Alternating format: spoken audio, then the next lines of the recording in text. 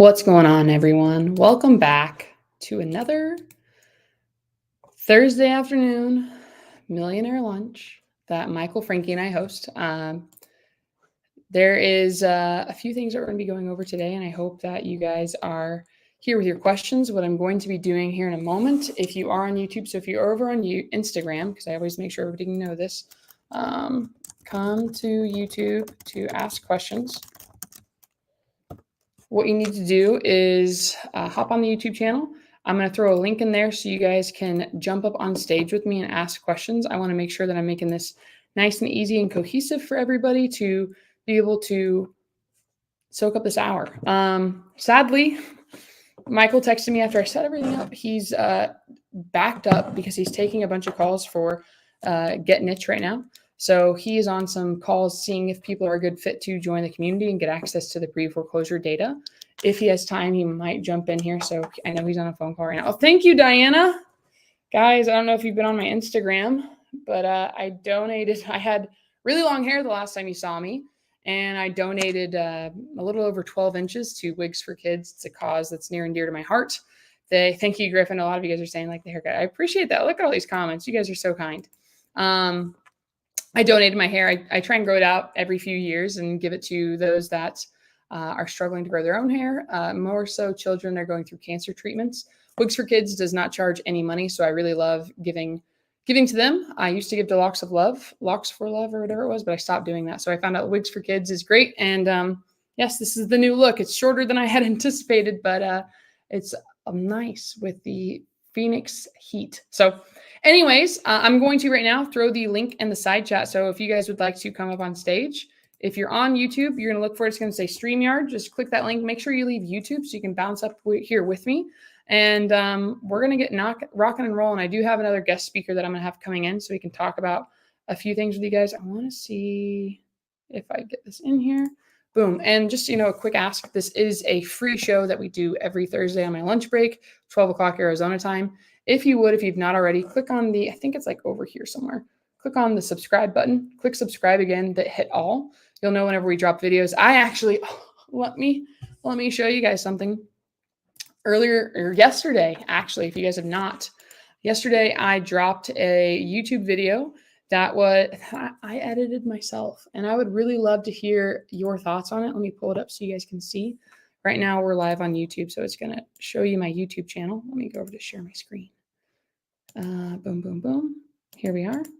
So this is my YouTube channel. If you guys click on the videos section, you'll see I dropped this role play video yesterday.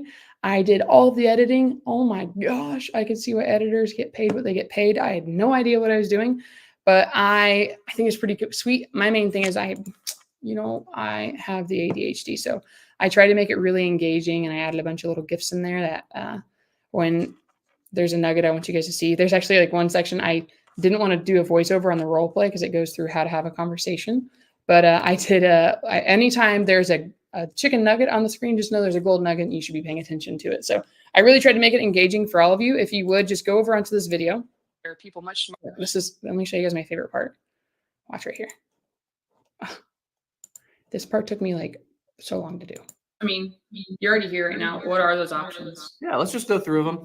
I have 5 main ones. There are some offshoots, but these are kind of the primary ones. Freeze, pause, stop. I changed my shirt for this. I want you guys to realize how important this next section is. Go grab your pen, go grab your paper. Remember, what you write is what you invite. There are people. Oh my gosh. Okay, I'll stop right there. But that little gift section, oh man, that took me forever to do. So I found out how to do it, and it's like my baby. I built it and it's working. So if you guys would just comment on it or let me know what you want me to make next, I would love to continue making content that fits the vibe and what you guys are trying to accomplish. So please check that out. I'd really, really, really, really, really like that.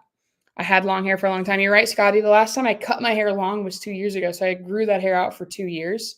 Actually, I got a trim. I got a trim earlier this year. Just because I needed to, but I try and, grow it and then share. Anyways, let's get into talking about pre-foreclosures with you guys. I can already see, oh, perfect. Well, my special guest is already here and showed up earlier than I thought. So I actually brought on my business partner that I do deals with, and I'm going to bring him up onto the stage, but he came on. I've just been pimping him out. I've been keeping this man busy. We actually were just on the phone. I was like, he's like, what's the plan? I was like, listen, I don't know. I haven't had a meal yet. I've been going since 3 a.m. I had to take my friend to the airport. I'm all over the place. And he said, you know what, Caroline, you've successfully unretired me. I now have a full-time job because we've been stopping so many auctions together. So Bobby is my partner. I would love to introduce you guys to him. If you guys ever want to partner on a deal, you've probably spoken to Bobby. So if anybody in here in the side chat, if you guys have seen Bobby before, I want to introduce you to him. He has more experience stopping foreclosures than I do. And he actually wrote a book about stopping foreclosures. So I'm going to introduce Bobby, and we're going to talk about a few deals that we've been working on and how working with homeowners that are going through foreclosure, you're able to build in more equity on these deals. So that was one of the most mind-boggling experiences I've had working with Bobby. We had a homeowner we helped who had not paid their mortgage in 4 years, found out that they actually had a second mortgage they had never paid on. That was it had fallen into default almost. I don't even know what happened with that. I think the bank kind of wrote it off. And they wanted us to pay them $55,000 to write off that second note. Remember, the first one was behind $71,000, and the second mortgage was not paid at all at $55,000. And I talked to Bobby. I was like, dude, I don't know how we're going to make this work. There's all of the equity in this deal. This has no equity. And they bought the house back in 2006, 2008.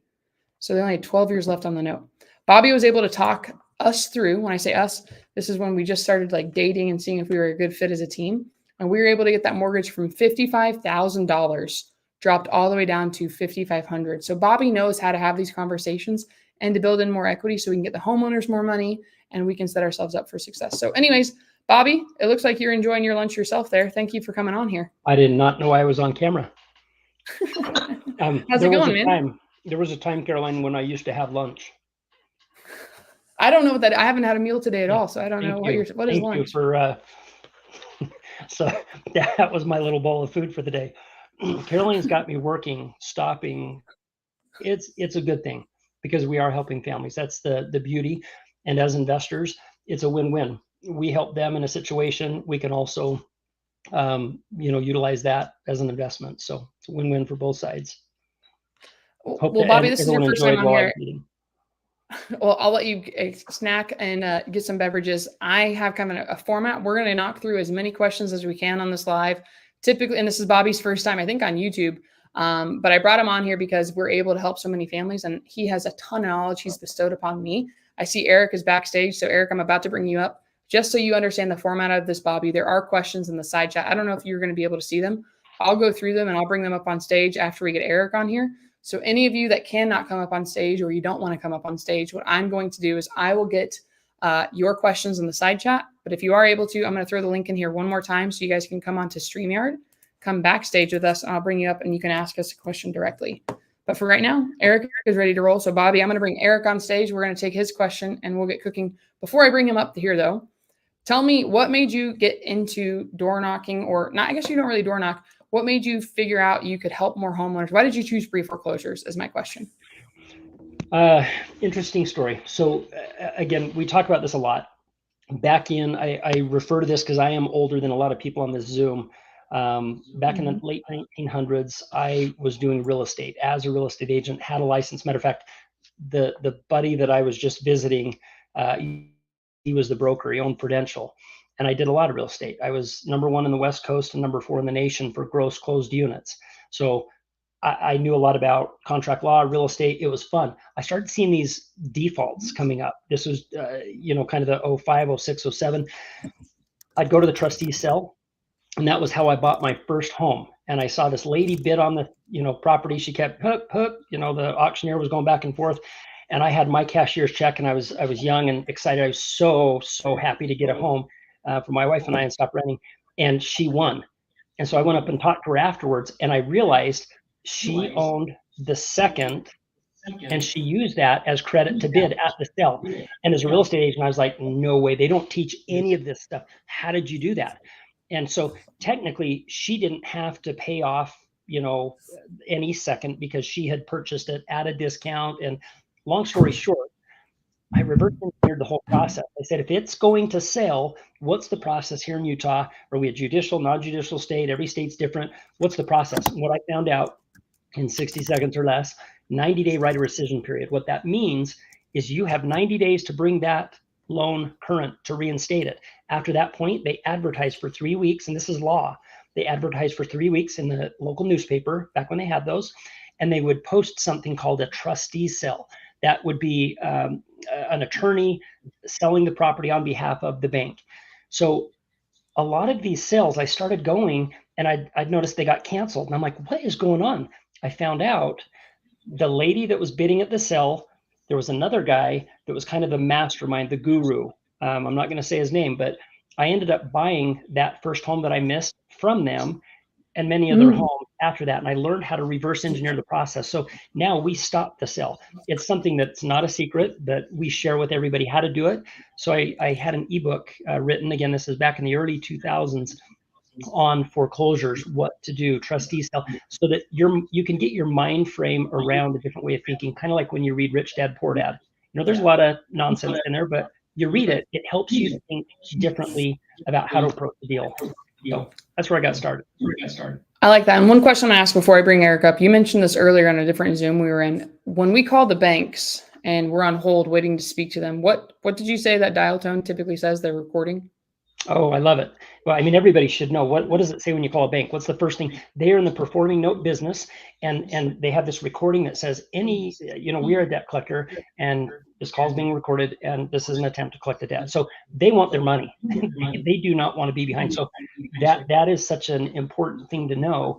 And depending on what position they're in, it gives you some leverage that you didn't even know you have. It's a superpower you don't even know you possess. And if you can unlock that superpower, I have purchased homes with third and fourth mortgages on them. And the fourth was a private loan from none other than a real estate coach.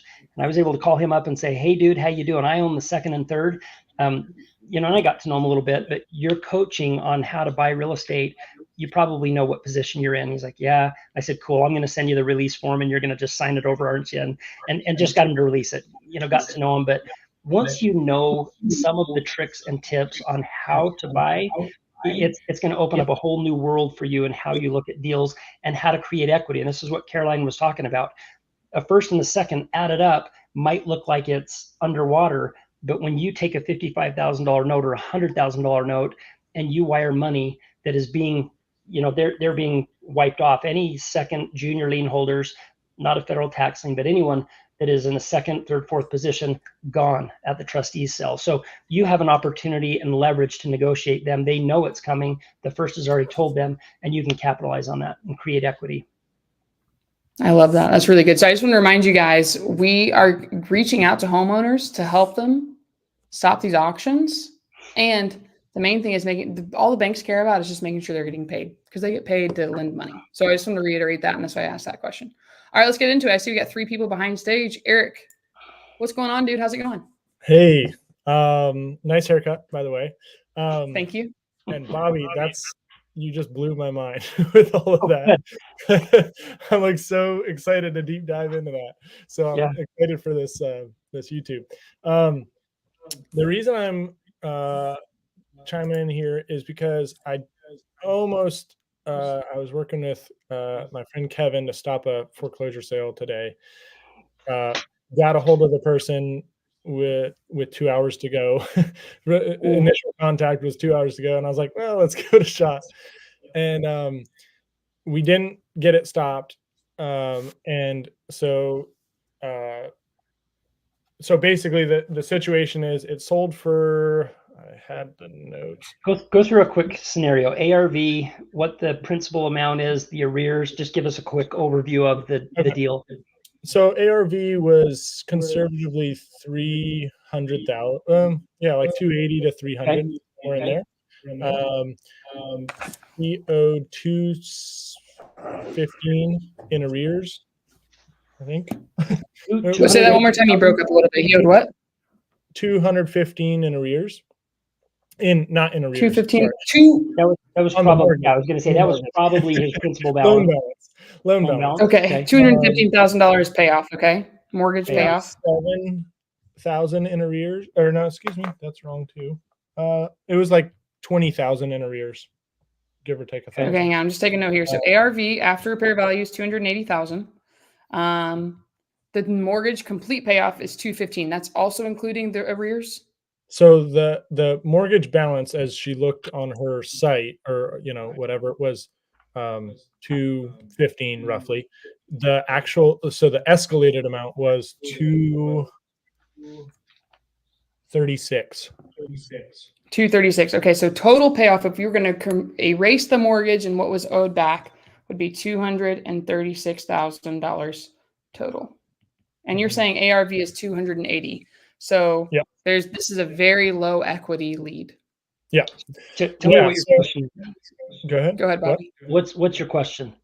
So the question is, as I've never tried to help anyone with surplus funds or anything like that.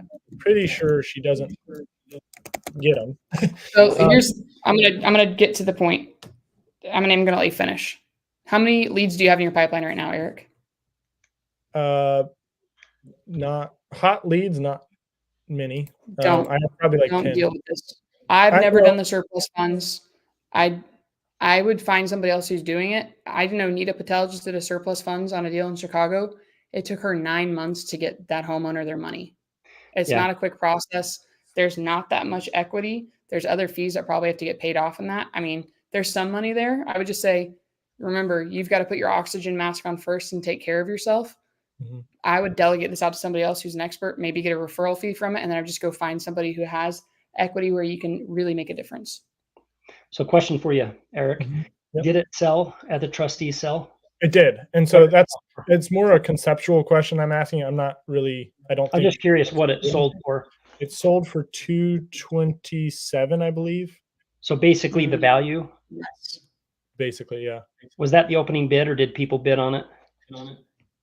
I don't know that. Okay. So ask your question. I want to share three ways I would have looked at this deal and done it different. But yeah, share your question, and then I want to share some things. Okay. And I guess to clarify, the opening bid, they started it at 217. So yeah, it must have gone up from there. Okay. But just so I understand, the 236 escalation amount, is that the amount? Like basically there are no surplus funds because it didn't meet the 236. Is that correct? Or is it off of the loan balance? Go ahead, Bobby. Do you want to answer or do you want me to? You can answer. This is it depends question. I have an answer for everything, and sometimes it depends. The simple version I'd say is if the total payoff to the mortgage is just round numbers, 200,000 and it sold for 210, your surplus is $10,000. Yeah. Now the question is, one of the questions I can see you're thinking, or I'll tell you what a question should be. What is the opening bid amount? Is it payoff? What is the payout? What is that comprised of? Is it the existing principal balance plus the arrears?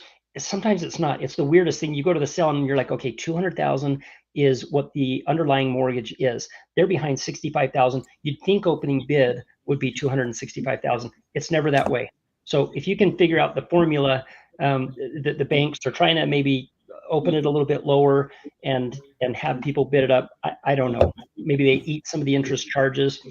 So that's not the issue. If I was looking at a property like that, if their existing principal balance was 215 is what I heard from you, and they're 20,000 in arrears, there's a couple different ways to stop that sale. One would be put a cash offer together, and it depends on the bank whether they accept that or not. You say, hey, we've got a cash offer right now. We want to, can you buy some time? I shared this story a little earlier today. I was literally mountain biking up at Deer Valley to Park City. And I kept getting a call from a newbie saying, hey, can you help us? We got the bank on the phone. I said, well, say this, this, this, and this. Okay. And then after about 2 or 3 of those calls, I said, just patch me into the call, no more texts. I'm trying to enjoy mountain biking. We were able to get on. I was able to talk to the actual manager and say, hey, I'm an accredited investor. I'm the asset manager also. Depends on what approach you want to use. But we've done this. Our goal is to stop the sale. The trustee sale is tomorrow. I can send proof of funds. What do you need to stop the sale? We'd like to put in a cash offer to help this homeowner, or we'd like to reinstate it. And I threw out several different things. The guy said, I'll postpone it. So he postponed it a month. So that's one way to do it, is by saying, hey, I've got a cash offer in place. The second is, very simply, what is the reinstatement amount? Can I get that to the penny? And am I wiring that to you as a bank, or am I sending that to the trustee? That's all I need to know. And give me the wiring instructions and say, I'd like to verify that. And then I call the trustee too and verify the exact same thing. Can you give me the wiring instructions? We're wiring money over. When do you have the trustee sale scheduled for? And we've had a scenario where we wired the money. Sometimes they want it, 24 hours in advance, and you say, yeah, whatever, as long as it's before the sale time. Legally, it's been reinstated, and you try to get a receipt for that. But we had a scenario on a property I'm working with Caroline right now on, where it did go to sell. We wired the money in time. It did go to sell. A new buyer came in, wired the money to the trustee. And then a week later, I get a call from the homeowner. I've got a guy on my door. And he's got a notice from the sheriff, and they're evicting me. I have to leave the property. I said, give me their number. So she took a picture, sent it. I actually called the investor and I said, hey, dude, appreciate you going over. I want you to know we stopped the sale. I'm just calling you as a courtesy. And he let me have it. And I just listened, and I said, you're about to get schooled here. I said, I just wanted to be respectful, but I'll have the attorneys deal with this. Long story short, he ended up calling me back, apologizing. They refunded his money. They ended the entire sale. So what you could have done there, Eric, was $20,000. If there was equity in that property, there's three things I look for: cash flow, equity, or low entry fee. If I can buy a home for $20,000, I'm buying it. I would have bought that. I want to just stop you there. So everybody, I would take note of that. Again, if you don't have a pen and paper, get one. Cash flow. I'm writing it down so I know how long it takes. And in the side chat, I'm curious. I want to see if the students, if you have cash flow, does that mean there's a high interest rate or a low interest rate on that property? Those two things are synonymous. Yeah. So in this particular case, it was 20,000 entry fee, and then it was a 4% or 3.75 something. I want those. I want those all day long. That's incorrect though. That's incorrect though, because you told me your arrears were $27,000, so your entry would not be $20,000. I misspoke. The arrears were 20,750, I think it was. But this is, so hang on, let's go back. What are the three things you look for? All in. Hang on. So wait a second, Bobby, what were the three things you look for? Cash flow. So is the property cash flowing? That means if I were to get the current, occupant out of the home and put a renter in there, am I cash flowing on the property? PITI is 2,000. Can I rent it for at least 2,100, 22, 23? So cash flow, that usually means there's a low interest rate. If they have like a 6 or 7 interest rate. Equity. We all know what equity is, right? If there's equity in the property, or a low entry fee. And my version of a low entry fee, if I can get into a home, 20, 30, 40, 50,000 bucks, that's a low entry fee to me. Sign me up. Yeah. So the only thing I'd say, the one thing I was going to say on the cash flow there for new people, I don't want $100 to $200 in cash flow, because you need to set emergency funds. I just wrote down on my notes, cash flow of $500. If I don't have a minimum of $500, Caroline is not looking at it. Now, Caroline is, if you're a new person, I wouldn't look at that. Now, also, all new people on here, I tell you all to wholesale everything when you're getting started. Bobby's in a different stage. We're in a different spot. We're willing to buy things, but as a new person, I would not do that. No, go ahead. I have a property that's going to negative cash flow, $400 every month, and she wants to live there forever. Why on earth would I do something like that? That just seems stupid. Why would I do that? Any guesses? Appreciation. I've got 200,000 equity in it. The sale was the next day. I reinstated the loan. She said, I don't want to move. Every single person that has come to my door and knocked on my door needs me out. And she actually had boxes that she was packing. This is the deal that I really did. So she was getting ready to leave just in case the sale came. And I said, well, what do you want to do? I want to stay in the home. I want to die here. She's 78 years old. That's awesome. Entry fee, very, very minimal. It was like 16 grand I had to wire, 200,000 equity. It's negative cash flow. She said, Social Security is this. I can only afford this. And I'm like, done. I said, let's do it. Let's sign you up. I get the write-off. I have a lot of other short-term capital gains, and Caroline's going to experience the short-term capital gains with a lot of the stuff we're flipping. This is going to help me offset those capital gains.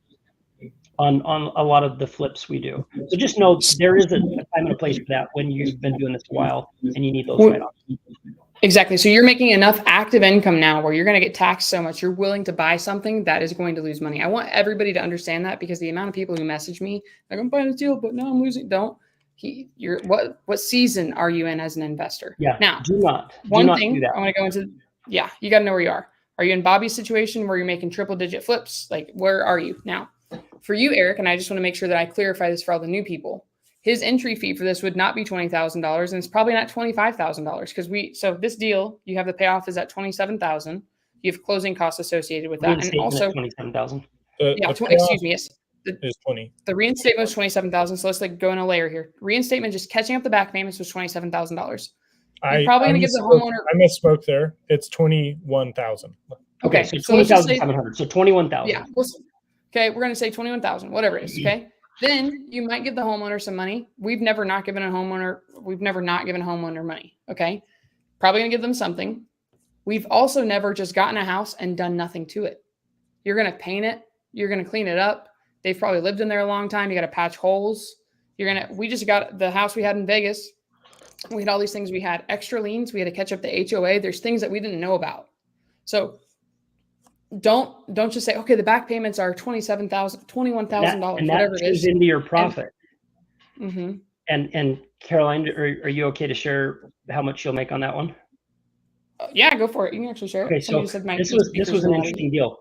Lady in foreclosure, about ready to stop the sale. She was already on her way out. So we're saying, how much can we get you? We were able to pay her a nice chunk of change to get out. I ended up writing a check for $4,000. She had a bad back, so we completely moved her, paid for the storage unit and her first months on a new apartment. And she was giddy. She was losing everything. I found the Kim Kardashian of realtors in Vegas. She put it on the market. It was on the market one day, and we'll clear. It has a pool. We were looking, do we want to keep this as a rental property? Nah, that's a pretty big liability. So we just flipped it. We had an offer within one day and a cash offer behind that. And because of all those unforeseen expenses that Caroline's talking about, we're only going to clear $160,000 on it. So, boo-hoo. We're only going to clear that. And we're going to give the homeowner more money. And we will give the homeowner more money, which is super fun to do. So we underestimate on our numbers. And so when you guys get on these Zooms with Caroline, make sure you have your numbers. Here's what it is. Just have your numbers. What I like to know, what is the principal balance? What's the arrears? Any other debts on the property? You should have already done your homework there to make sure you do not want to buy anything that is even close to negative cash flow. You've got to get in, do some flips. Now, the wholesaler on that brought that to us, he made 15 grand.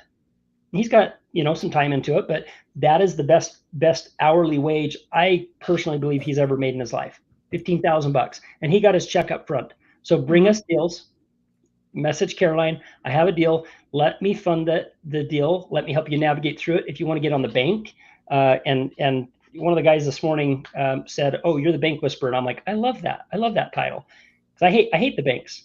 They're the bad guy. We're not the bad guy. We're trying to help the homeowner, and here's a lot of options. So Caroline has this nice little feature set up that you can plug your deal in, put it in. Somebody will call you and help you analyze the deal. And if you're saying, I really need your help, Bobby, talking to the bank, let me show you how to do it. It's not hard. Awesome. Cool. So, Eric, the only other thing I'd say, if you've been on here before, the biggest thing I want you to take away, and everybody on here, we don't look at anything unless it has $150,000 to $200,000 in equity when you're getting started as a new person. It's just leave those tricky, tight ones to Bobby and me. As new people, you need to go help somebody put a lot of money in their pocket, put a lot of money in your pocket, and continue on. You need to just get a win, get a win, get a win, get a win. I put down on here, if you guys message me on Instagram the word deal, it'll populate. Bobby just said this, though. It'll populate a form. You guys can submit information. You're going to get a phone call from me, Bobby, somebody else on our team, so we can help you guys stop that auction. If you also message me the word data, I'll send you over data that's for our market, that we're working, that's updated in real time, so you can help us help homeowners, and we'll help you guys get paid on that deal. So if you need data, message me the word data. Don't send it at the same time. Don't say data deal in one word, because the bot will not pick it up. The bot will overwhelm. Just say it as one word, data or deal, and then we'll be able to help you out. Does that make sense? Yep. Thank you, guys. Bobby? Can I clarify one thing for him? I mentioned that we did purchase property. We just had a question in the side chat, and this is probably one of the most important things I'll say today. It said, would you be open to a sell and stay arrangement where the homeowner receives their equity and then enters into a lease agreement to remain in the property? That is such a touchy subject. It depends. And the reason, oh, Caroline, we can see you. You're taking off. She's leaving. She's out of here, you guys. What's going on? There is some danger to that unless you have a good attorney. So I have a really good attorney that does invest, and there's some things that you want to do to make sure that you're not putting yourself in a bad situation. When they stay in, you're the hero initially, and then all of a sudden you become the demon, and the kids get in mom's ear and dad's ear, and it's just like, oh, there's investors taking advantage of me. Now you're running. I usually like to cut ties, and that's why I usually make a transition. Let me help you move out. Let me help you with this. They don't have a lot of options. I'll go through my options and say, first option, do you have friends or family that could reinstate that? So Eric, that's what I would have asked. Do you have somebody that has 20 grand? That's going to stop the sale today. And for free, I'm going to help you stop the sale and stay in the home. And then I'll stay in touch with them, because usually there's an event or some behavior that is going to cause them to be in default again, unfortunately, with people in this situation. Sometimes it's an acute problem, but typically it's a chronic problem. So I don't like people staying in the home, so we like to make it easy for them to transition out. But when they do stay in the home, you've got to make sure that you have your documentation very, very clear. I have them sign my seller acknowledgement, a purchase contract, everything. What happens if you're standing in front of a judge and she's over there going, he took advantage of, judge, I have all the important documentation here. One of the things that you can do is have them write a little letter. Hey, I'm so grateful that you helped me, stop the sale of all the options I looked at. You were the only one willing to let me stay in the home. If you can get a personal handwritten note, any attorney that's going to slap that in front of you and say, I'm going to take this on for free. You've got a lot of equity. They're predatorial. I just bring that note forward and say, look, this was the state of mind that they were in. I have all the seller acknowledgments that literally state that they're of sound mind while they're signing this. But a handwritten note saying, hey, kids, I didn't have a lot of options. I already did go to you. Bobby had me go to you. You couldn't loan me the money. She says, I want to live here till I die. And she told me, she said, I am going to live to 103. And she's 78. And I said, good on you. That's great. So I'm going to lose money until you're 123. But I also get your equity, and there's going to be appreciation, and we have an arrangement. It is all up front. And I'm okay with that situation because I'm helping somebody and they're local, and I have a soft heart for that. But I would be very careful if I were you getting into a situation where they stay into the home. It doesn't always end well. So especially if you don't have the resources from an attorney, backing you and helping protect you. Awesome. Now, Eric, I need you to go back and live your life, even though we just melted your mind with a lot of stuff. I'll be. My opinion. As soon as this is done, I'm going to hit the phones again. So yeah, There we go. Thank you. I love that, man. Of course.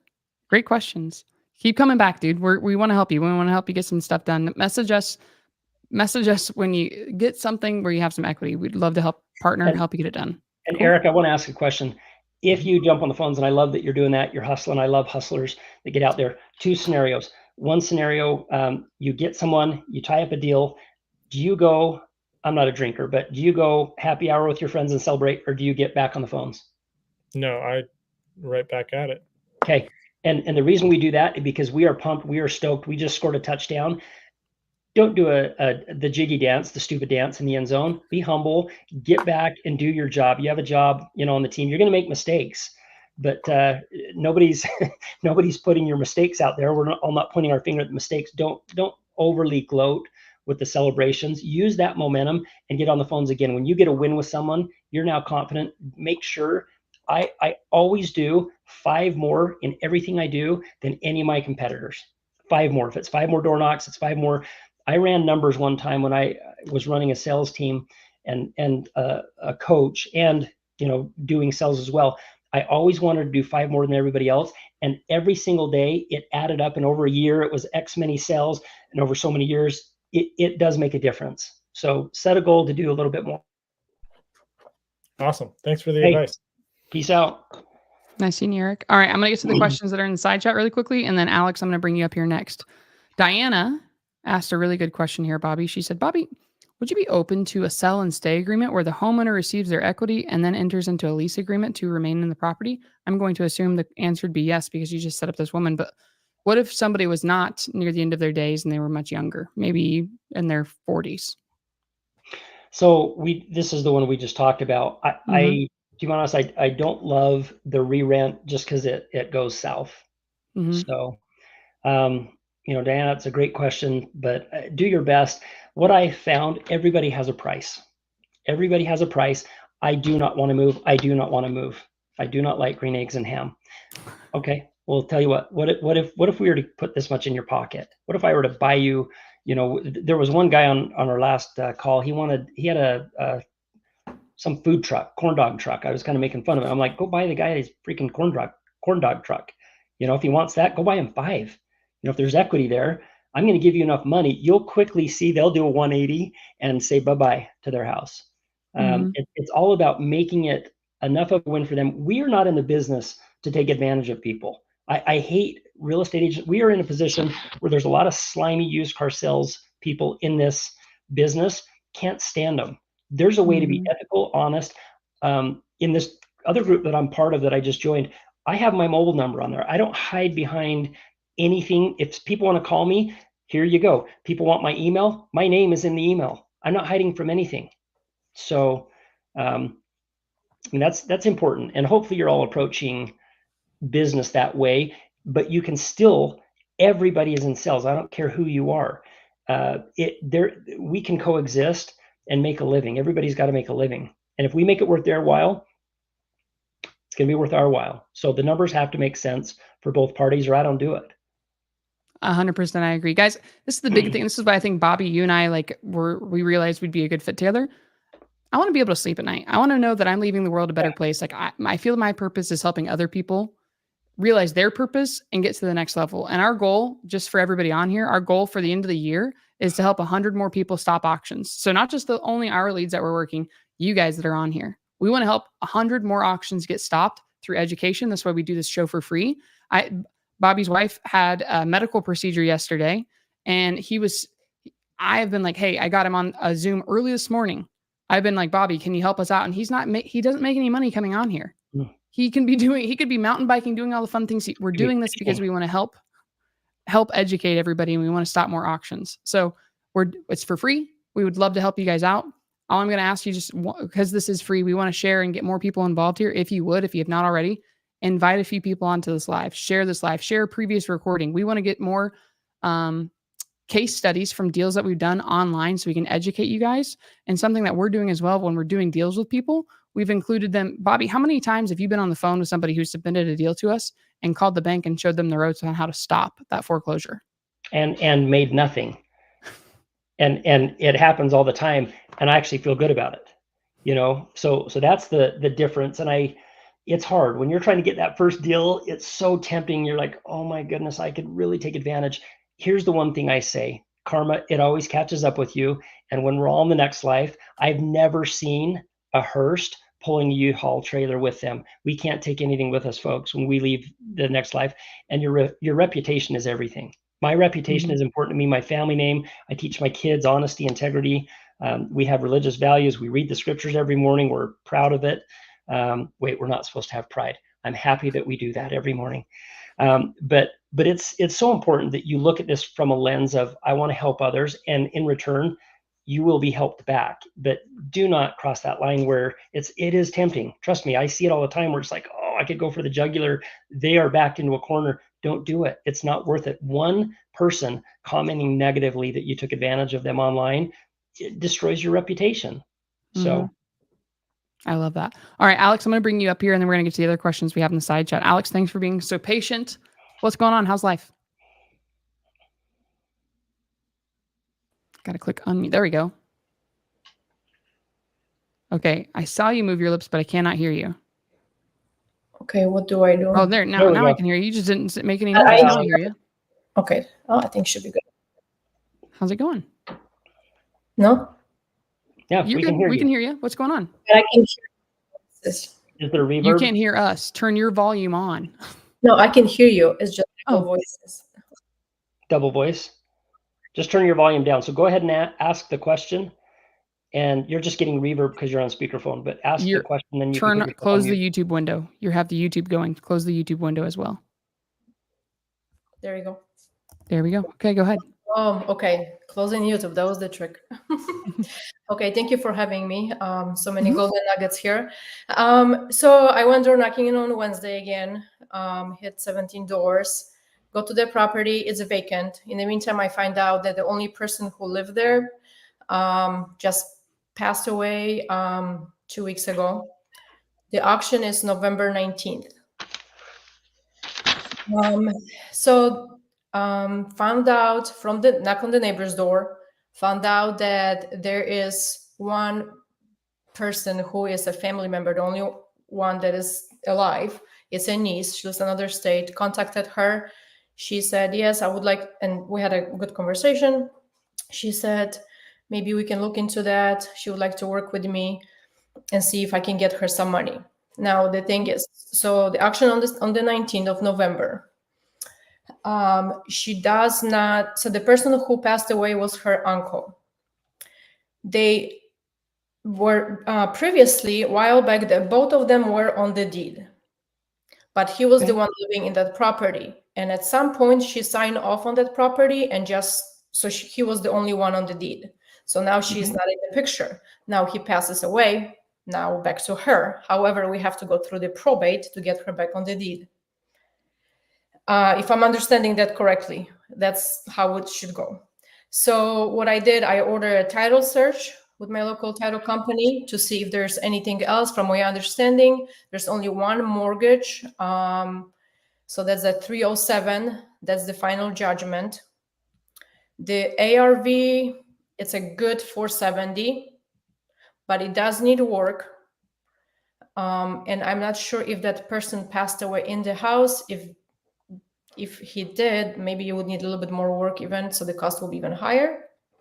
So my question is, and I do have a probate attorney here locally in Orlando. So I don't have to pay up front. He would charge me at the end when the transaction closes, right? But that's $3,500. My question is, if I move forward with that lady, if she decides to work with me, how do I protect myself? I give her a contract. Technically, she doesn't still have rights to sign or sell or do anything. However, that contract is a contract that we talked about before on the Zooms. So I could use that, and that would be a cash sale. Would I need to write anything in an addendum or any additional remarks, anything else that would kind of protect me or say, hey, we're going to move forward, but at the end of the day, if you change your mind, I just don't want you to back out, so I'm not left with that cost for the probate if she changes her mind or finds somebody else's who offers her better deal, more money in her pocket. So I'm going to jump in just for a moment for everybody new on here that doesn't understand this. You did a great job explaining, Alex. I'm going to let Bobby answer you. But for everybody on here, she's saying she doesn't want, it's kind of dangerous putting somebody under contract when they don't have the rights to the property. It's not really valid. They don't own the property. And the concern was you're going to be putting $3,500 out and you might not be protected. Like, what should you do in this situation to get the probate and have proof that they are the heir that's going to inherit this property? So Bobby, I'm going to let you answer this. What would you do in this situation? So a couple of questions I have for you, Alex. Thank you for explaining all that in detail. I want to clarify a few things. 470 ARV, and you said 307. Is 307 the principal balance? No, that's final judgment. That's the full amount. The final judgment, mortgage and the arrears. This is the final judgment. I pulled it from the county. Okay, so can you tell me what the loan amount is and the interest rate and the payment? Those are three things I love to know. I don't know right now. I could probably pull it up quickly, but it's okay. No worries. We're going to make some assumptions. If the remaining principal balance is 307, why would you cash this out? Why wouldn't you buy it sub 2? That's a good option. So how I would attack this property, number one, I absolutely would tie it up with the heir. What's the heir's name? The heir's name? Yes. The niece. The niece, the daughter, whoever. Let's call her Jill. I don't care. I just wondered if you knew it off the top of your head. Okay. Just for sake of, I would get a contract with Jill. Number one. Emotionally, once I have a contract with an individual, I'm kind of the person they're working with. When somebody else comes to buy the home, they're going to say, oh, I've already got it tied up, because there are 15 different Alexes out there coming at this person in different ways, shape, and form, because there's some decent equity in the property, right? So there's legally and there's intellectually. Legally, she doesn't have right to sell the property. Intellectually, it's a smart thing to do because it gets her one step closer in your camp. That would be step number one. Step number two, I would encourage her to reach out to the probate officer and say, hey, let's get you some money on this property. Is she expecting any money? And I would have that negotiation. There's this affidavit of heirship that is floating around, and that is a way to circumvent the probate process. I've been really digging into that. I'm talking to attorneys, and I know more about it than the attorneys that I speak with. And it's frustrating. I'm like, why has nobody heard of this term? That's something that is a possibility. In Florida, I already checked on that. I asked my probate attorney. Florida doesn't do that. So they don't allow, like Georgia, Texas, they all participate in this mythical affidavit of heirship. So that would be another one. I already came across that suggestion, but that doesn't work in Florida. Okay, so probate. Does Jill have the money to pay the probate attorney to try to get a little bit of money? Have you negotiated with her and says, if this sells, we're going to partner, or I want to use this as a rental, I want to buy it? What have you negotiated with Jill? I haven't negotiated anything, because first thing she says, I don't want to come up with any money. I don't have any money to pay. Okay. And I said, okay. And I already had a good conversation. And I kind of said, okay, you wouldn't, I could cover the cost of the probate. So I did say that. I don't know if I should have at the beginning, but I have, to kind of give her peace of mind that, because she was worried that, she can't do that because she doesn't have money to. Okay. To give her for her participation in this process. How much are you going to give her? I don't know yet. I haven't really decided. Still trying to maybe go there and do like a quick walkthrough. We'll have to. So she was on title at one point. She was on title at one point, and now she's not on title. Right. Okay. She's not on the loan, obviously. She's not on the loan. Does she have access to the house? No, because she lives in another state. She's in Oregon. Do you have access to the house? Is it vacant? Nobody has access? It's vacant. However, there was a roommate / girlfriend who just recently, after the person passed away, she broke into the house with the U-Haul, broke through the back door, went inside, got some stuff out, but the cops were called. So that's the power of calling, the power of door knocking the neighbors. So I found out that was the case. So I know there's access to the house from the back. Are you close to the property? Less than 40 minutes. Okay. I would somehow try to get my hands on a letter that has the mortgage statement that's being mailed to them. I'm not going to tell you how to do that, but I would try to obtain that as best you can. Now dig through the mailbox. Okay. Already got sued by my husband one time because I did that. Get authorization from Jill to enter the property and say, hey, we need a statement. Next thing we do is we call the bank. We can provide a death certificate. We can say, hey, we are trying to stop this mortgage. We need to understand what the arrears is. We have a probate attorney. There's several different things you can do. You had two questions. One question that you did have, and then one question that you should have. How do I protect my interest? That's still have a lot to do. A, B, C, D before you get to F. You need to get the property tied up. You need to get the probate attorney engaged. They can stop the sale through a TRO, temporary restraining order. They can show a cash offer on the property.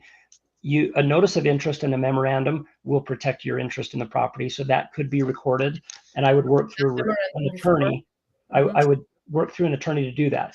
You should have an agreement with Jill that I am buying the property for this much. You're getting this much. If 307, I'm just going to call it 300 and 470, there's about 150 to 170,000 equity in that property.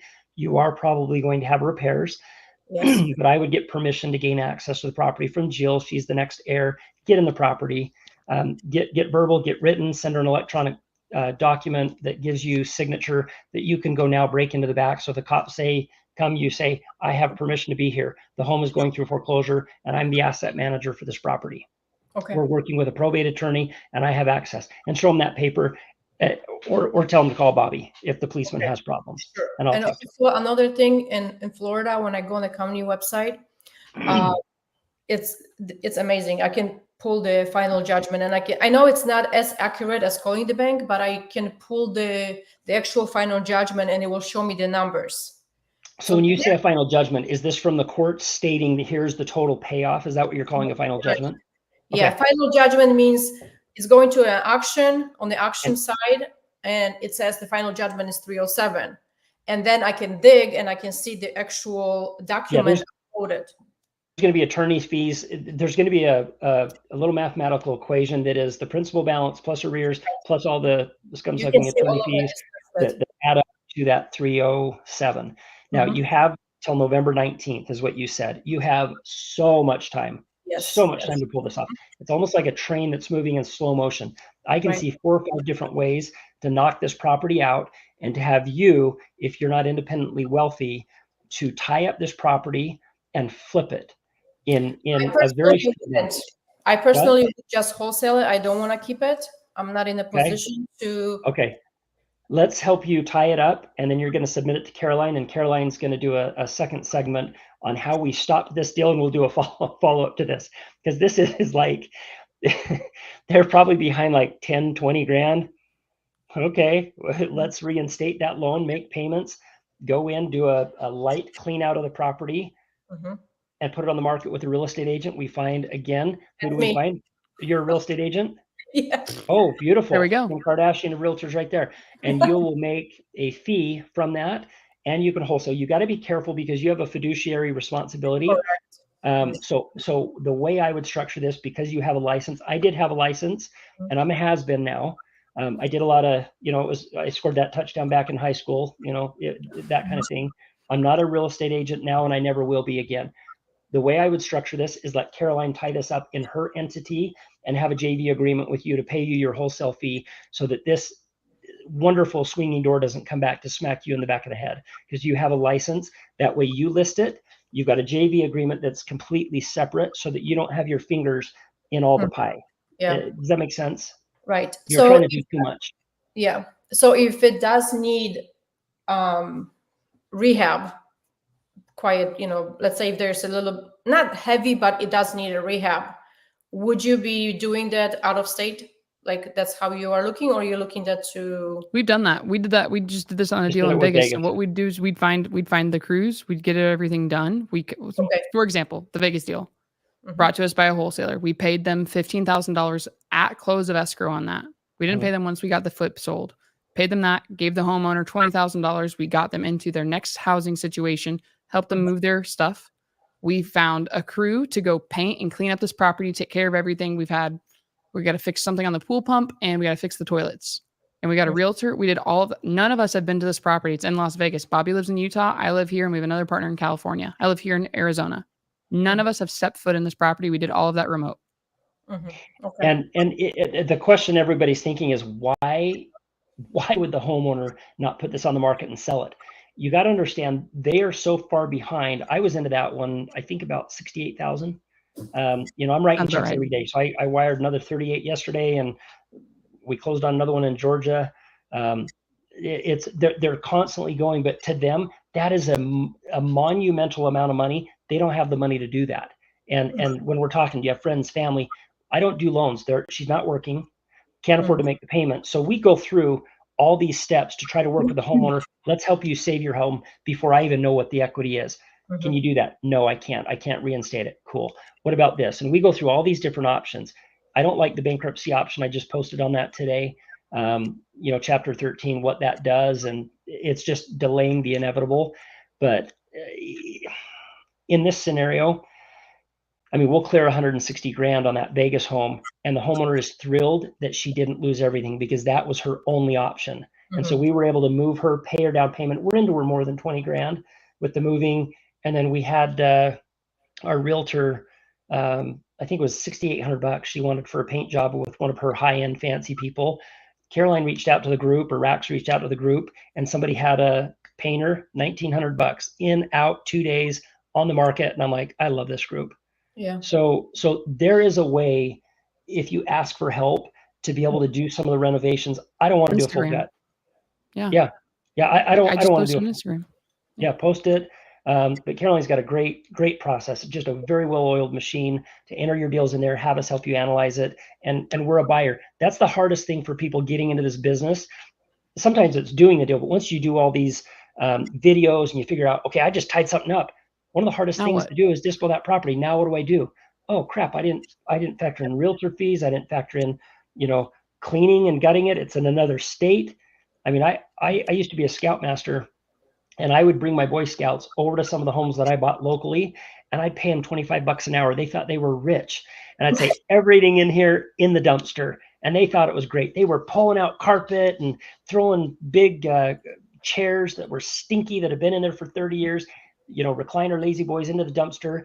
And they got good money, and we got them pizza and drinks. And I would sell it bare bones. And I'd say, here's a carpet allowance and a paint allowance. Come buy this home. And someone would come in and go, oh my gosh, he's going to pay for carpet and paint on this. This is great. And all I did was cleaned it out. I don't want to tear out kitchens. I'm not I have 2 fix and flips going right now that I've invested in, both $1.5 million. They're not selling. They're sitting. That sucks. You guys want to do that? I don't want to do those anymore. True. So we would want somebody to go through, do an inspection, make sure there's no leaks, check out the roof, HVAC, electrical. And then I have a good idea of what cost to repair that is. And then we just do a light clean out, maybe get the carpet painted or cleaned and maybe painted and sell it as is. Yeah. Okay. So you're looking at like a wholesale. Yep. Yeah. Exactly. Well, and actually, no, we're looking at a subtail. So we catch up the back payments, keep the Subtail, yeah. mortgage in place. Yeah. That's what I meant. Then we don't Yeah. have to come up with everything to pay it off. What'd you say? Payoff was 307. So we're not having to come out with immediately 307. Maybe, and we don't know what the payout, like the reinstatement is. Just say the reinstatement is 20,000. We're immediately coming up with 25,000 for closing costs and everything, whatever it has to go into, and then the renovation budget. So that it's a sweeter deal. Go ahead, Can we do a 60-second role play with you, since you are a real estate agent? Nobody on this call her a realtor. There is no A in realtor. First of all, you want to sound like you have half a brain. Don't call them a realtor. It's a realtor. Second, if I am having you list a property, I do this all the time. I did it with my Kim Kardashian realtor in Vegas. I call you up and I say, Alex, how you doing? This is Bobby. Hey, I'm good, Bobby. How's it going? I am living the dream. Thanks for asking. Amazing. Hey, I've got a property in your neighborhood. I'd love to get a CMA. CMA is what? A comparative market analysis. I'd love to get some comps on that property. For sure. I'm going to pause the conversation right here. Most real estate agents, Alex, you can agree or disagree with me on this. Your goal is to try to get as many listings as you can. So we want to tell sellers, how much can you get for my property? That's all a seller wants to know. And you're going to come in pie in the sky price, right? Is typically what people do, because then what can you do? Lower the price if it doesn't sell. So what I say to you, Alex, is this. I say, hey, Alex, I'm a washed up real estate agent. I've done hundreds of properties in my day.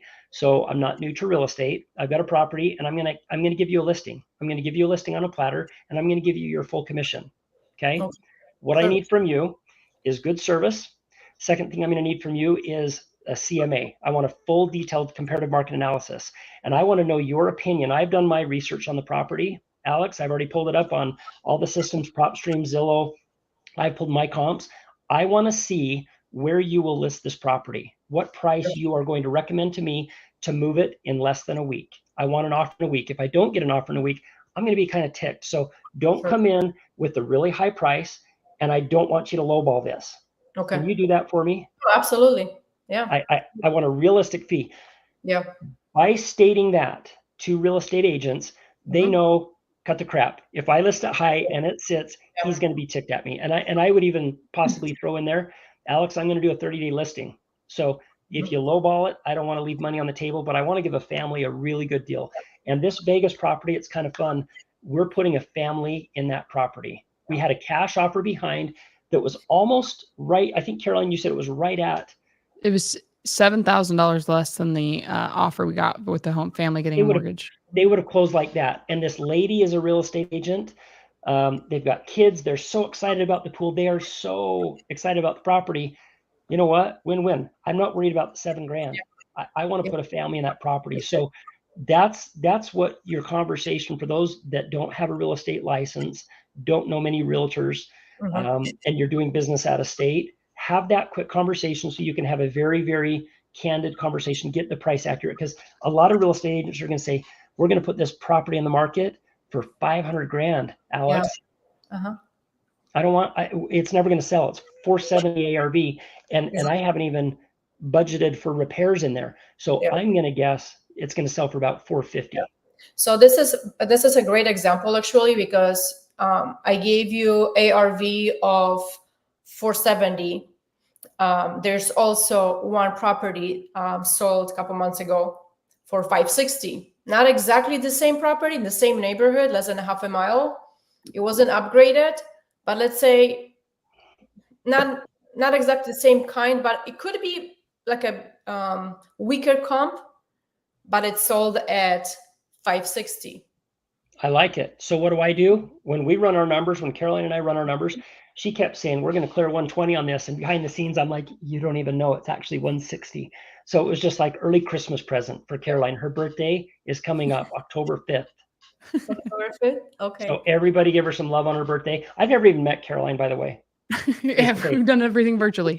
How funny is that? I trust her. She trusts me. We make it happen. We're doing deals. So the one other thing I just wanted to, just for everybody that's listening to this, I was even thinking of the recording here. That was a big gold nugget Bobby just dropped. Bobby, I just spoke with one of my friends who listed a property they're tired of. It's in a market that's not super hot, and they had a realtor list it, and they said, hey, list it here. Well, the realtor was listed at 145. It's an Indiana property. 145. Well, the realtor's thinking in their head, what about my commission? So they listed it higher, and they should have said what you told them. Hey, if I don't get at least 4 offers in this first week or something hot, like something's going wrong. So if you guys have watched this, rewind, listen to what Bobby just said about getting at realtor to list your property. It's very important. Yeah, we could do a whole session on realtor tricks and tips, how to get your. And this, Alex, shoot that over to me. I know we've messaged before. Message me on Instagram right now. Just send me just the word deal by itself. You're going to get, my bot will respond to you. Submit it right there. We'll talk to you and we'll help you out with this.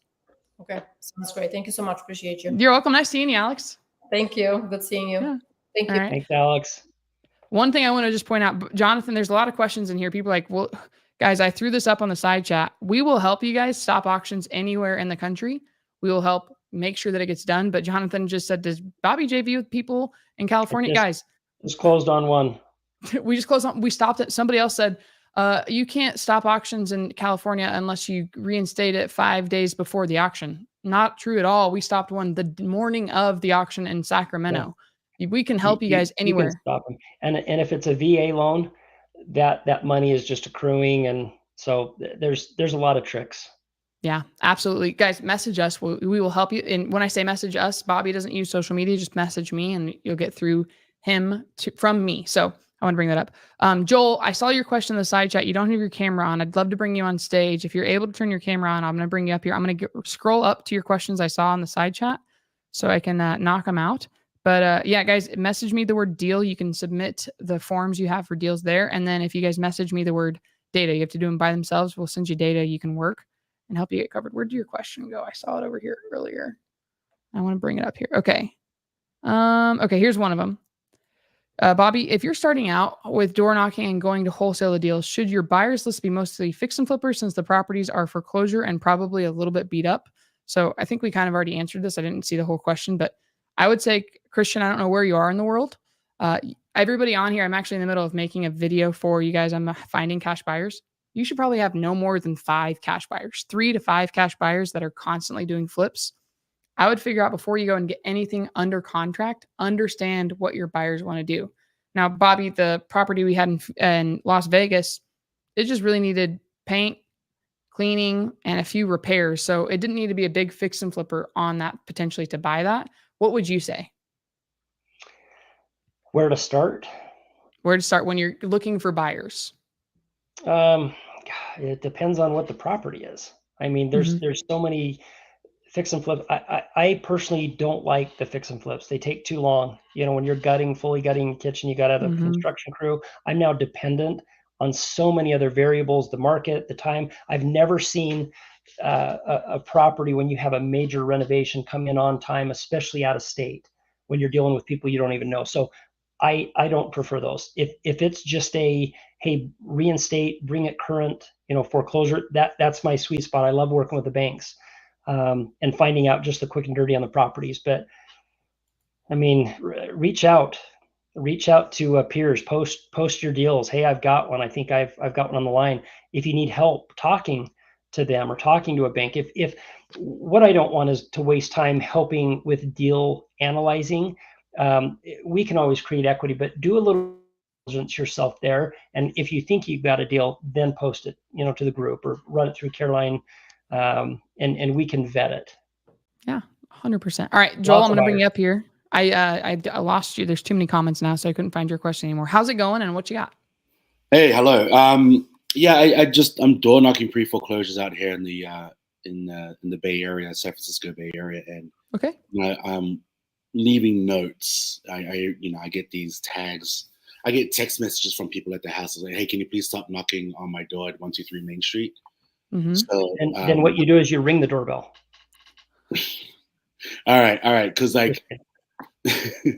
So I'm just like, great. You said to not leave any messages. Does that mean I can still knock? And the fact that you text me and I'm just gently just kind of keeping you up in the background, but I'm still texting. Let me tell you guys this. So somebody asked me this earlier. They were just on my last. I think he might be in here, and he's like, I get nervous. I'm so scared to make these phone calls. It's it's hard for me. And I was like, dude, I get nervous door knocking sometimes too.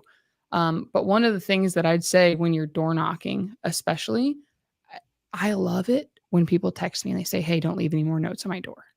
Okay. I love it because now I know I have the right phone number, first and foremost. Secondly, what I like to do is I just go into, hey, you know what? I'm so sorry to bother you. It looks like the bank has still not cleared this up and they have a foreclosure going forward. I'm not going to knock on your door this week. What I'm going to do is if you need help, holler at me. What I'm going to do is make sure that the bank has it cleared up because it sounds like you have it handled. And I'm going to update you once I hear that they have it all cleared up. Does that sound fair? And that's what I would do. That's what I would do. My goal is to serve these homeowners and make sure that they're taken care of. What would you do, Bobby, if somebody told you to buzz off and stop knocking on their door? I have a different belief system than most people do, having a sales background. I believe people don't say no. They just don't have enough information to say yes. Ooh. It's a fundamental belief. And I lean into that. Hey, so are you talking to them or are you reading a note? Because those are two different conversations. If I have somebody verbally on the phone, Michael Frankie does a phenomenal job. When you get the objection, we've got it taken care of. It's, what? That's so great. I'm so happy to hear you're taking care of it. Hey, just before I go, do you mind if I ask you a question? How did you do it? I'm just curious. There's your second question.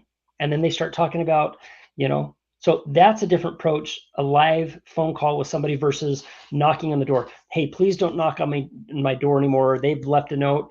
Say, absolutely. I still would leave them one more note. Say, absolutely.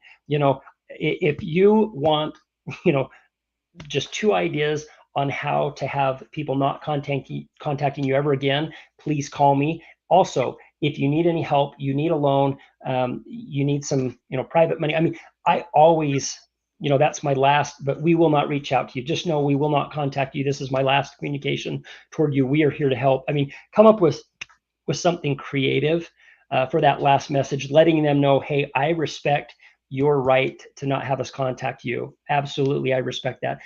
I want to leave my phone number for you. If you want to bounce ideas off me, no pressure.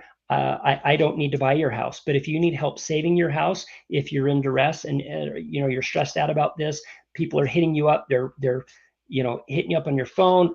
Call me. I have some tips on how to make people go away. I would leave it open-ended. Again, they're not saying no. You just don't have enough information to say yes. They're being a home that I was at. It's kind of a funny situation. I was in the home and the door knocks and there was two dudes standing at the door. Hey, can we talk to so-and-so?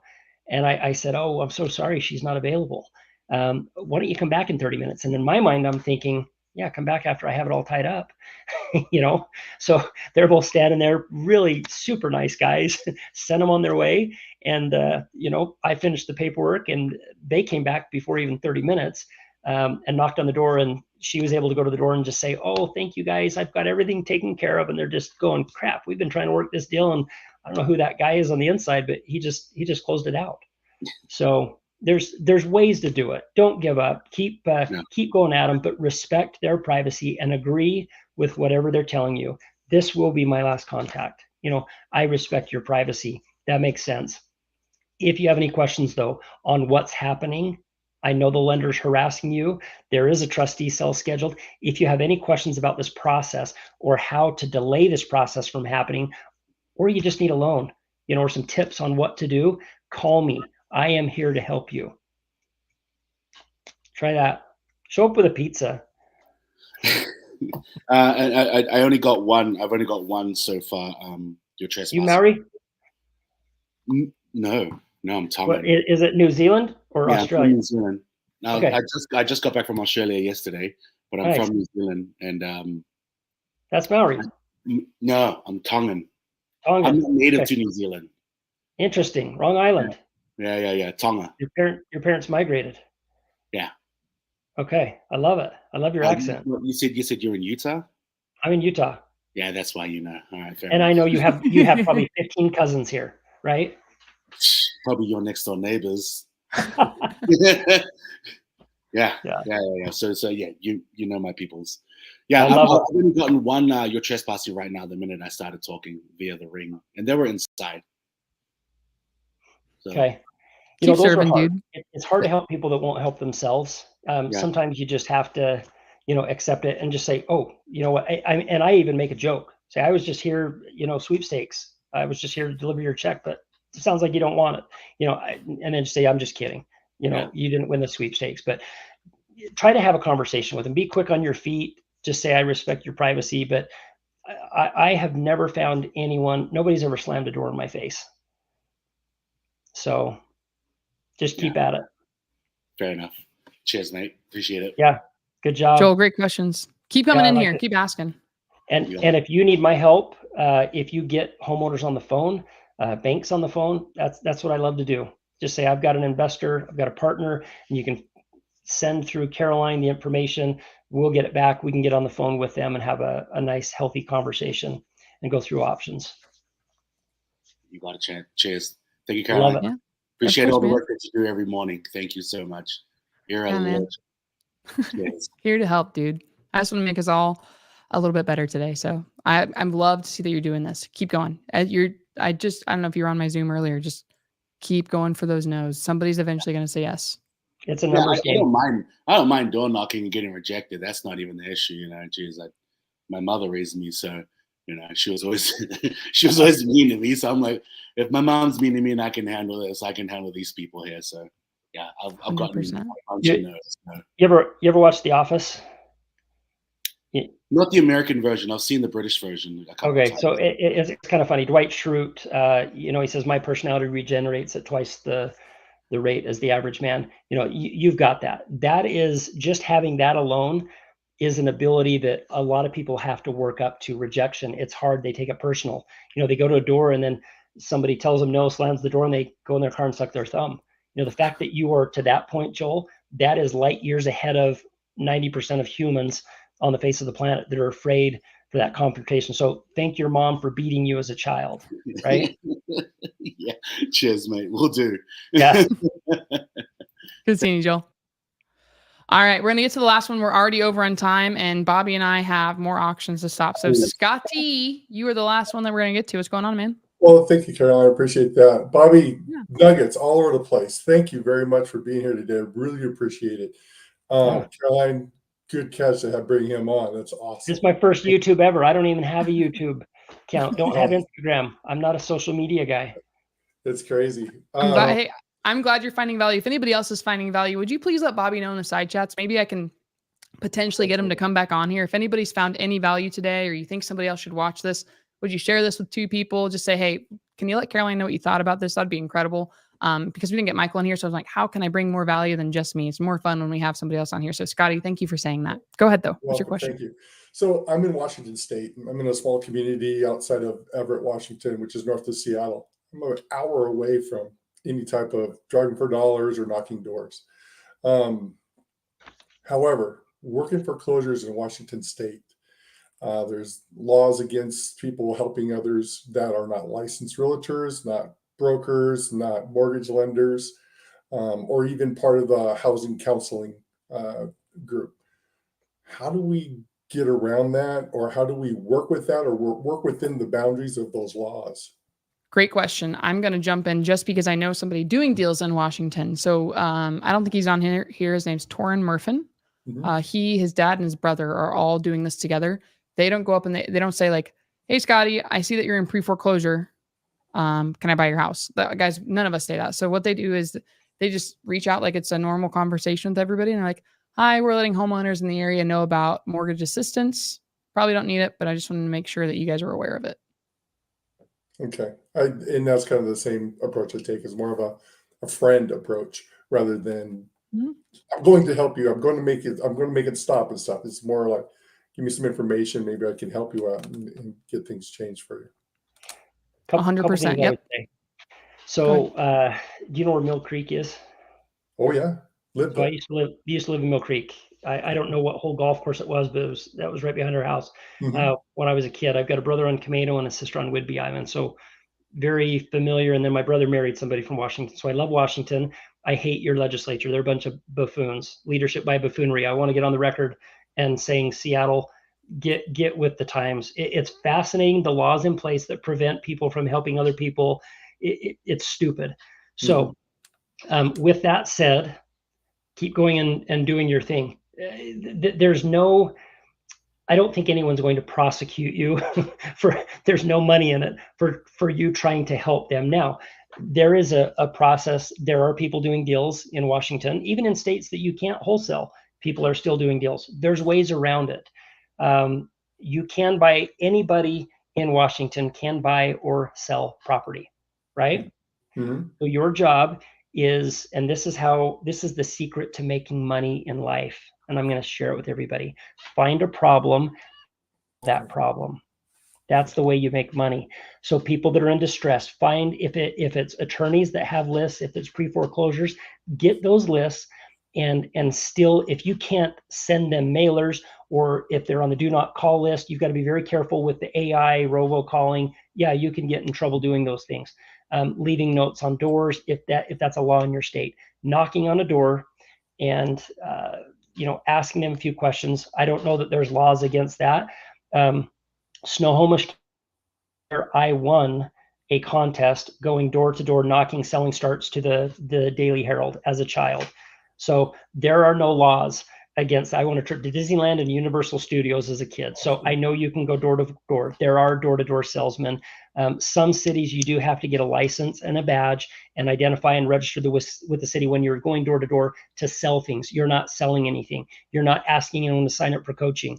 So I think, my opinion, talk to the wonderful attorneys in your state, but my opinion is you're okay to go knock on a door and ask to see if there's some assistance needed, some pre-foreclosure assistance, and say, we can put you in touch with the right legal professionals that will help facilitate and stop what is about to happen.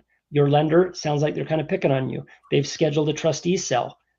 Do you have everything under control? Or would you be open to us helping you not only stop that sale, but are you guys looking to move? At minimum, you could be there, say, I'm willing to help, no strings attached. If you know you're moving, I'll be here to help you move the boxes and help you pack boxes. I care. I've done that so many times. I help people move all the time. I'm literally there helping people move. So there are ways around that. And then once you find somebody that's interested in engaging, it's going through the needs analysis, understanding the situation they're in. You've got to get all of the data, and then we can come up with a plan on how to either stop a sale, reinstate a loan if they're already moving, help get it on the market, the subtel, wholesale. I mean, there's so many different options depending on the situation they're in. The probate, do we really need things to go back to a judge, and have the Almighty help us understand how, and the attorneys to take their cut? They've got to make sure they get their equity. Why is that not illegal? There's ways to solve these problems, and I would keep knocking. And like Caroline said, there are people doing deals up there, but find how they're doing deals. Get together with your local RIA, the groups that are doing deals and find out, are they getting lists? Are they making calls? There are opportunities as opposed to just buying it at the trustee's sale. Yeah. Thank you very much for that. I really do appreciate you spending the time with us today. Yeah, you bet. That's a great question, Scotty. Thanks for coming on here. You got it. Anytime.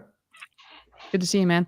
So Scotty was going to be our last question that we brought up, but I see we have a special guest that's hanging out behind the scenes. I didn't expect to come on here because he was so busy. So what I'm going to do is bring him up. We are wrapping up because we're way over on time, guys. I'm going to let him finish getting a sip of water. The one thing I'd say I would say for everybody on here, I just saw this last question while I let him cleanse his palate. Batu said, at what point can I bring a deal as a new person? Would it be smart? Should I need to comp it first and put it under contract before I send it? Guys, if you have somebody who's in pre-foreclosure and they need help stopping the auction and they're open to receiving help, they want to sell, just send it over to us and we will help you out. That's the whole thing. So they don't have to be under contract. We'll help you get under contract. If you have something under contract, we might even be your buyer. But with that being said, let's bring up our guest to the stage. What's going on, Michael? I'm so happy to see you. I figured you were going to be in calls the whole time. I've been in calls all day, and I popped on YouTube real quick and saw you were still live, and I was like, well, may as well pop on there real quick. Jump in. Well, I didn't even get a chance. Which way is it? This is my partner, Bobby, over here. Bobby, this is Michael. I was in Kansas City, and I wanted to. Whisperer. This is wow. What does that mean?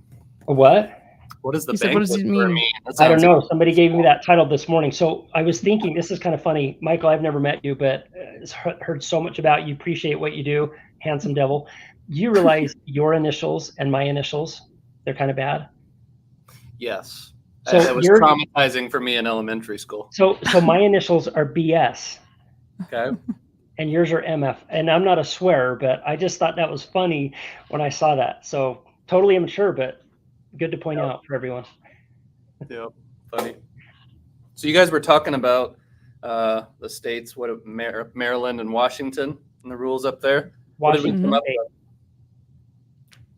Well, I'll let Bobby. I don't know if you heard what Bobby said. Bobby said, I've heard from what Torin told me is don't go and say it and just offer help. Don't let them know that you know I don't think you're allowed to go up to a house and mention the word pre-foreclosure from my understanding, but I know you can offer help.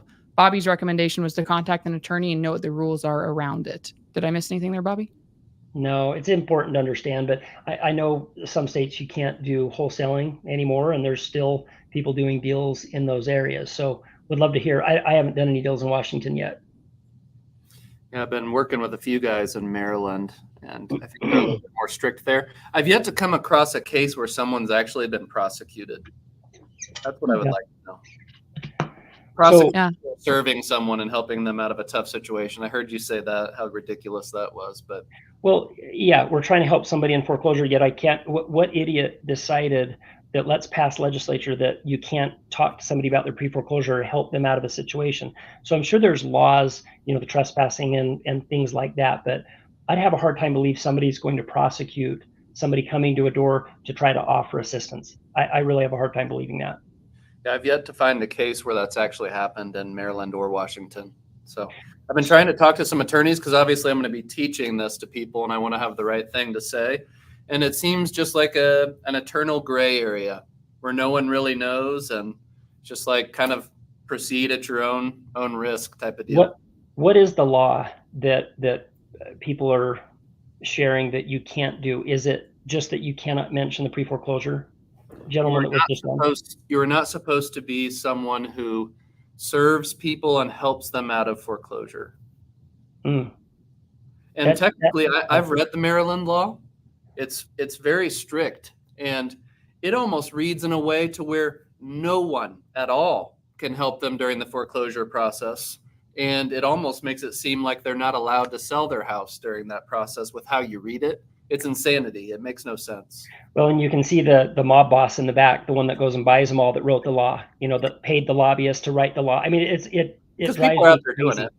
Because there's one guy that I know in Maryland that's very leery of being litigated or being the person that is used as the example, right?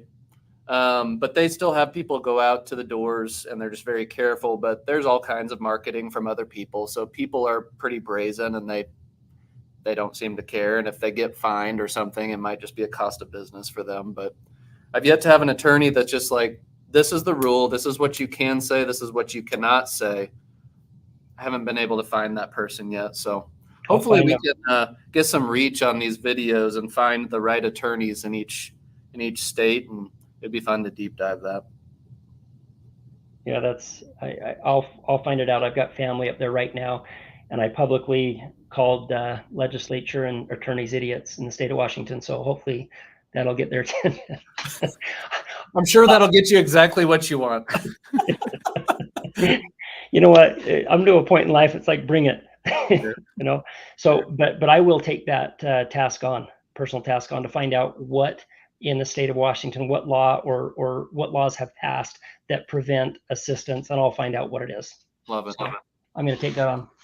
Well, before we wrap up, I've got one last question here that I want to get to that I saw Bert throw in the side chat. Bert just said, so is doing this virtually not recommended? I'm in Las Vegas and thinking to look into the Midwest city markets to try this. And it's been brutally hot here in Las Vegas. Are there many folks having success virtually? Yes, actually, the deal we got in Las Vegas that we ended up doing was not from a door knocking opportunity. It actually came from our caller that's in Northern California, almost in Oregon. He called and was able to reach out to them. Now, I would tell you this. I'm from the Midwest. Michael lives in the Midwest.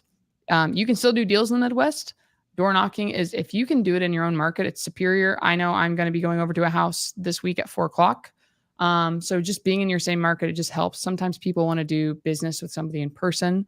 And I would say it varies. Michael, what would you say your average age of a homeowner you help is? Our general demographic is going to be like a 65-year-old woman. Yeah. So most of mine are older as well. Sometimes they just like being in person. So you can definitely succeed doing this virtually. The biggest thing I'd say that everybody needs to keep in mind is the most successful people are the ones that are consistent. Mm. Success equals consistency. The best athletes, they're consistent. They're disciplined. They show up and they do the calls. They do the work. They do what's necessary. So that's what I'd say. Would you say anything different, Michael? No, I've obviously an in-person person, but I also know so many that are doing this virtually and they're successful. At the end of the day, it comes down to just like Caroline said, you're being consistent. You do the marketing activities, the conveyor belt will move across and deals will fall out the end. But I definitely wouldn't let the heat be the determining factor on if you go virtual or not. Said it was too hot to do things in Vegas. I door knocked here during the summer, and I'll let you know, people have a little more pity when you're sweating your butt off out in public. And then I know Joel was on here and a few other people. There's a little bit of feedback. I think it might be. I found that I had more success when I wear a shirt that has my dog's face on it on my shoulder, on my chest here. And when Bobby already mentioned it, try and find some rapport. I don't immediately go into just crushing them with the news I'm about to deliver. I try and find some opportunity to build rapport with them. So that's what I find is successful. So I've got a question because I've never met Michael before.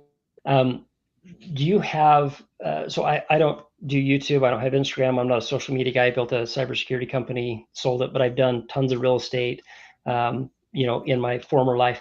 Do you do coaching, and do you have something like that available for people that want to learn about how to do foreclosures? Because you can lose your shirt if you don't know what you're doing. It's probably not something you want to experiment with, these pre-foreclosures and reinstating somebody's loan, and then you find out, oops, it just went to sell and you lost everything. So, yeah, I mean, this business is simple, but it's also complex. Mm-hmm. There's a lot of X's and O's. There's a lot of scenarios. There's a lot of decision making that has to be made on the fly. And at the end of the day, you're actually serving real people. There's a lot of responsibility to that in this space. So yeah, we did launch a community a few days ago. Very excited about it. And I'm looking to build a group of morally sound people nationwide that can serve as many of these sellers as physically possible. And there's people out there that need help. There's someone in that market that's trained to help that seller. And that's my goal. So my suggestion, as somebody who's done maybe one or two of these with Caroline, I'm a guy, I do a lot of deals. I wrote a book on foreclosures years ago, never charged a dime for it. I just sent it out, but it's dated. my recommendation, if you're looking to focus on foreclosures as one of your niche markets, oh, it says it right behind his head. I would sign up for this group. Start, associating. Every state has these pre-foreclosure opportunities, and it's very, I find it very fulfilling for me personally, to be able to help a homeowner navigate through a home. And I know it start to finish because I've done it so many times. And the bank whisperer joke, I didn't know that was actually going to show up, but somebody said that on the last Zoom we had, was you're like the bank whisperer, because I love talking to the banks. I love talking to Edna and having Edna help us. What do we need to do to stop the foreclosure, reinstate the loan? But there are some tips and tricks, and once you learn them, you're a valuable asset in helping your fellow neighbors and community. So I would defer you to Michael. Go and learn. He's done a lot of deals. Again, I don't know who he is, but I've listened to a couple of his videos, and he rocks. So, well, that's awesome that you put that in here. Michael has the only reason I'm in this is because I interviewed Michael, and I was like, man, wait, how did you go from making a teacher's salary to being a millionaire? And it came from acts of service. So I shared on the screen right now. If you cannot see it, the website is called getnichenow.com. Just so you know, Bobby, Michael is he's got his Midwestern accent. So niche is the way that he says it. It's not niche. I know. Oh, it is. It's niche or niche? I'm very strongly against niche. Niche. So Midwest, you'd call it Nietzsche. Niche. Okay. Maybe that can be a pet name for it. I don't know. But Michael, I'm glad we got to see you. Bobby, this is Michael. I'm glad I got to connect you guys. Bobby's my partner that I've been working with. You. Are you ever in Utah? I have not been in Utah recently. I would love to, though. I bet it's more beautiful than Kansas City. Do you ski, or do you bike, or do you fish? Man, I do real estate. That's my job and my hobby. You need to get a life. Maybe Bobby, you can teach me a different hobby.